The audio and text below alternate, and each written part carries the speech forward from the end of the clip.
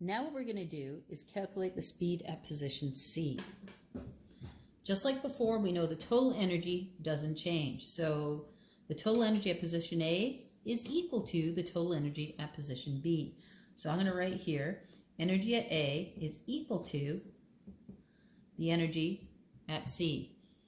At position A, all I have is gravitational potential energy, so my formula is just mgh. At position C, when you come over those little hills, think about being on a roller coaster, you actually have speed at the top of that little hill. So we do have kinetic energy. So 1/2 mv squared. And we have height now. Height is gravitational potential energy, so mgh. So at position C, I have both kinetic energy and gravitational potential energy. If I wanted to move the m over, I would divide everything by m. M's cancel, and we realize we don't need m at all. So I have GH is equal to 1/2 V at C squared plus GH at C.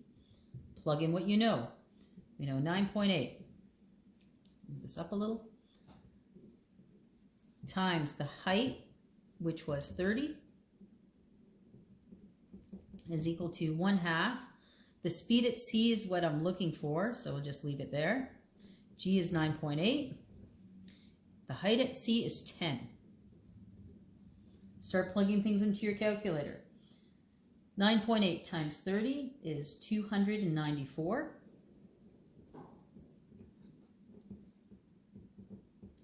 At C squared plus 10 times 9.8 is 98.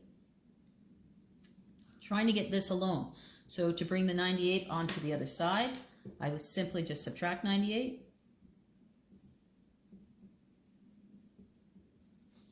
98's cancel. 294 subtract 98 gives me 196. Is equal to 1/2 B at C squared. Need to get rid of that 2. The opposite of dividing by 2 is to multiply by 2. 2 times 196 gives me 392. Last step, I have VC squared. I don't want V squared, I want V. So I'm going to take square root of both sides. And I end up with the speed at C is equal to 19.8 meters per second.